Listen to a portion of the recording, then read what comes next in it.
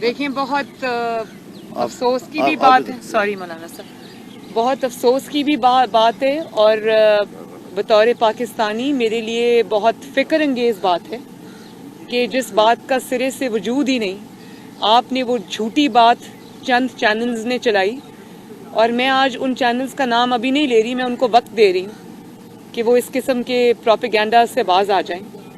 میں نے وہ میری ویڈیو بھی ہے, آن ریکارڈ ہے, میں نے دونوں ہاتھوں سے اپنی پارٹی کو, اپنی لاہور کی قیادت کو, لاہور کے ایم این ایز کو, لاہور کے ایم پی ایز کو دونوں ہاتھوں سے سلام کیا, ان کی ایفرٹس کو اپریشیٹ کیا, ان کی ایفرٹس کو اکنالج کیا. انہوں نے دن رات ایک کیا, اور یہ جلسے سے پہلے بھی جس طرح سے وہ ریلیز میری ہوئی ہیں ماشاءاللہ لاہور کے چپے چپے میں, پورے پاکستان نے دیکھا ہے وہ.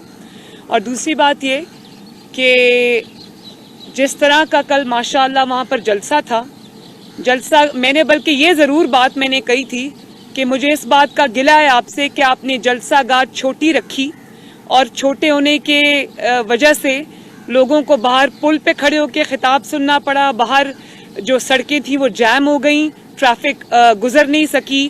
ہمارے جو بہت سارے, ایک جلسہ گاہ کے اندر ہو رہا تھا, ایک جلسہ گاہ کے پیچھے ہو رہا تھا, وہ لوگ جلسہ گاہ میں نہیں آ سکے, ایک جلسہ سڑکوں پہ ہو رہا تھا.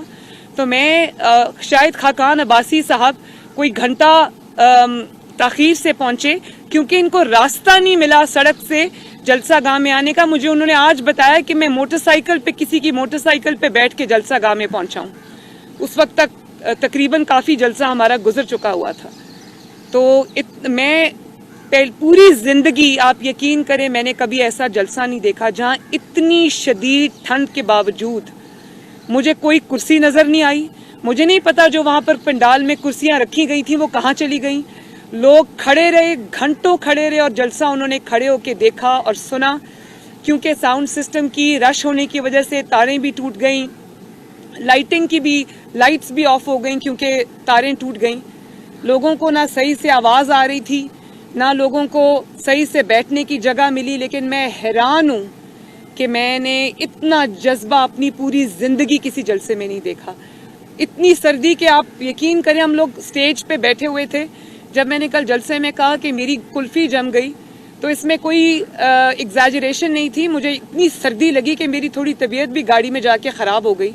اور جب میں نے سیڑھی سے اترنا تھا جلسہ گاہ سے واپس جاتے وقت, تو مجھے 20 منٹ, آپ لوگوں کے کیمراز وہاں تھے, آپ کی DSNGs بھی تھی, میں دیکھ رہی تھی, مجھے 20 منٹ صرف انتظار کرنا پڑا کیونکہ عوام 5-6 گھنٹے کے باوجود وہ سمندر کی طرح وہاں موجود تھی, اور میرا راستہ بنانے کے لیے 20-25 منٹ ان کو لگ گئے. تو میں یہ چیلنج کرتی ہوں کہ اتنی سردی میں اگینسٹ آل آڈز, کرونا بھی ہے, حکومت کے یہ فیشسٹ ہتھ کنڈے بھی ہیں, کرسیاں نہیں دیں گے, بٹ کڑائی والوں کے اوپر مقدمہ کاٹ دیں گے اور اجازت نہیں دیں گے, پانی چھوڑ دیں گے. اس کے باوجود لاہور نے کسی چیز کی پرواہ نہیں کی.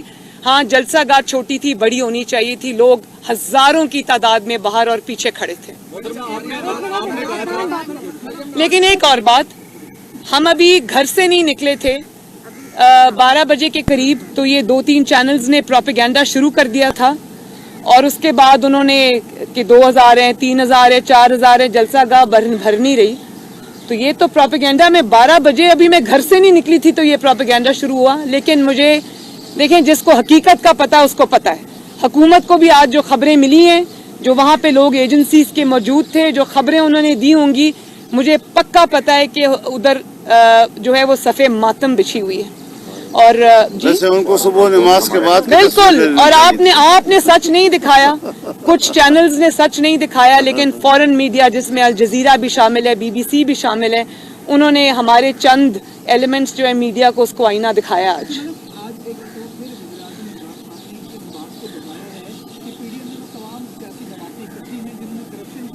اور وہ اس بار جو مرضی کر لیں گے, میں پریشر میں نہیں آؤں گا اور ان کو NRO نہیں دوں گا.